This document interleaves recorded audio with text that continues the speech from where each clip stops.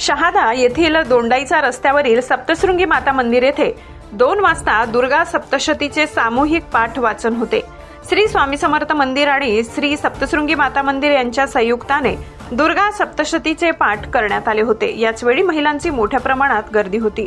पाठ वाचल्यानंतर आई सप्तशृंगीची आरती करण्यात आली। त्यानंतर राजेंद्र भटूलाल अग्रवाल उर्फ डिगी सेठ यांनी भक्तांना साबुदाण्याची खिचडीचा प्रसाद ठेवला। यावेळी भक्तांनी मोठ्या आनंदाने साबुदाण्याच्या खिचडीच्या प्रसादाचा लाभ घेतला। तसेच पिण्यासाठी पाण्याची व्यवस्था करण्यात आली होती।